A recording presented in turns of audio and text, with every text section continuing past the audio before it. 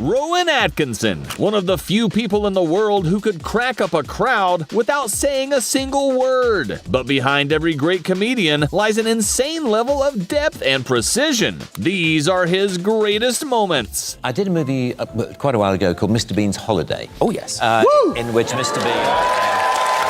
You're so casual about that. I did a film called Mr. Bean's Holiday. Well, does he look like an even bigger knob if he said, oh, well, of course you all know Mr. Bean's Holiday? You know, Yeah, exactly. so it's I'm trying to reduce my knob quotient. During an appearance on Stephen Colbert's show, Rowan Atkinson once told a story about the day Mr. Bean was born. Do you remember that night? Yes, I certainly remember the night. It was a one-off. It was a one-night review, and I was asked if I wanted to do something, and I couldn't think of anything, and just stood in front of a mirror, to be honest, and I just started pulling faces, I mean, for want of a better term, and I just sort of, was doing this. And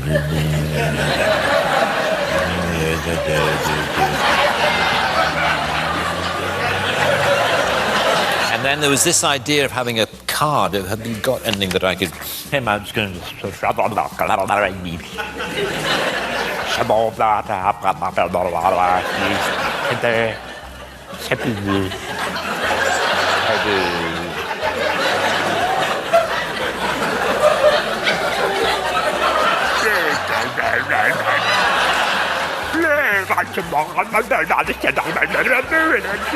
Anyway, it was something like that. Now let's take a look at this moment from the F1 Grand Prix, when Rowan Atkinson answered Martin Brundle with an impression of him that flew right over his head. What would Mr. Bean reckon to all of this Formula One malarkey? Yeah. Well, he would enjoy it very much because he's a car enthusiast, as you know. Oh, that's right. Yeah, he had some magnificent cars, didn't he? Cars, then he'd enjoy it. But anyway, it's fantastic to be here. I'm a guest of George Russell, which is, it wasn't planned for me to be here on a weekend, when he got pole, but here we are. Rowan Atkinson name dropping. Whatever next? I know. I'm here as a matter of fact, as a guest of George Russell. So. Oh, fantastic. So that's how privileged I am. I did a credit card commercial in New York a few years ago, and it was a story in which I had to play a bungling British secret agent. And there's this beautiful woman gets out of a limo in the middle of New York, and he sees her. And this scene was when I had to look at her as if I'd just fallen in love with her. Right. And the director said, just imagine that you've just seen your wife for the first time. And my wife happened to be on set at the time. And she said, no, that won't work. Tell him to look at her as if she's his new Aston Martin. Oh, well. And then it'll work. Oh, that'll work. And she was right. It inspired me no end.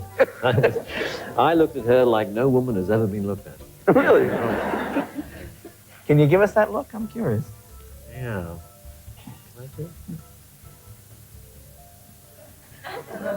In Blackadder, Rowan Atkinson played multiple roles, one of them being his very own Scottish brother. This character in particular was so weird, the cast found it impossible to hold it together.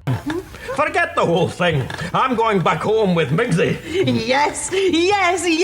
Oh, show me the glen where the kipper roams free and together. Oh, I'm so sorry. I'm so sorry. You got too funny. Sorry. It's funny to me that he addressed it all to Miggins.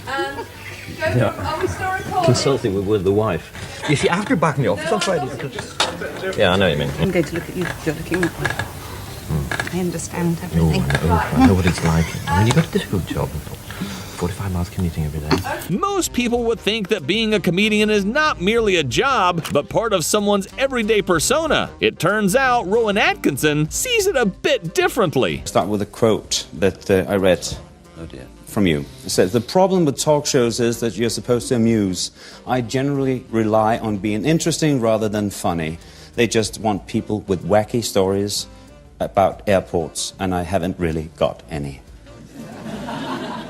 How true? It's true. How true? I haven't. So how was Castrop Airport? No, I have no stories. No. I'm always rather confused, as I think I know you are, about whether I'm a comedian or whether I'm an actor. No. You know, or whether no, I'm an not actor. Confused You're at not all. confused No. at all? Oh, well, I'll stop talking. I know you're boring now, and I know you will exactly. consider...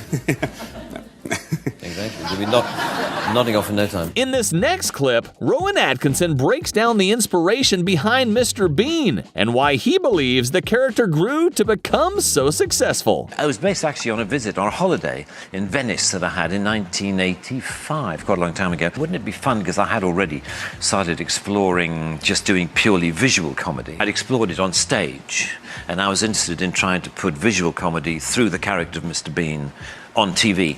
And so that's where it started. Well, the first ones we did were in 1988, 89, and then it sort of grew from there, and now we've got this... weird, it's like it's got its own life. Media... Early on in the life of Mr. Bean, getting lots of letters from people saying, oh, I'd love to have dinner with Mr. Bean. How hilarious that would be. He's a very, very selfish individual. He's a child. I love your work, I have to say, but the thing that I loved the most, Blackadder. Oh, right, good. Elizabethan Blackadder. Oh, right. You became a sex symbol because of that. Oh, pish. No, it's not oh, pish. It's true. Look, it was yes. It was just the whole persona, and you really suited the outfit. I have to say. Yeah, that costume. Yeah, sadly, I haven't had occasion to wear. Crisis, Baldrick, crisis! No marriage, no money, and more bills. For the first time in my life, I've decided to follow a suggestion of yours. If I may make so bold, a major crisis has arisen in your affairs. Breaking down the myth of Mr. Bean, deflecting praise, and letting awkward honesty and irony do all the work, especially when Blackadder enters the conversation. Movie promos can get chaotic, and during Mr. Bean's holiday press tour, Rowan Atkinson ended up in a moment where he genuinely seemed unsure what was going on. That was really good, thank you. This side or this side? Right, do you want to sit down? No, I'll get behind you. Well, I see, I just sit here and you do don't nothing. have to do anything. Okay. Coming up on Sunrise this morning, we meet the lovely Mr. Rowan Atkinson. We talk about Mr. Bean's holiday, and all you have to say is, if you miss it, you miss out. Simple as that. You ready? Right, okay. I'm good at this. Good, okay. How interesting. Morning, Neil Sean here on Sunrise. A man who needs no introduction, Mr. Rowan Atkinson, and we talk about Mr. Bean's holiday. Remember though, Rowan? Oh, sorry? If you miss it, you miss out. Do you mind doing that again? Yeah, okay. Morning, Neil Sean here on Sunrise. This morning we meet Mr. Rowan Atkinson and we talk all about Mr. Bean's holiday. Remember though, Rowan? What? If you miss it, you miss out. Oh, yes. Don't miss Rowan Atkinson on Sunrise this morning. Yet it still became iconic. One of the reasons Mr. Bean became a global comedy icon is his ability to turn the simplest conversation into complete chaos. In this interview, a few basic questions are all it takes for Bean to deliver the kind of perfectly awkward response that leaves everyone laughing. I'm number 3, and I've come from the dressing room.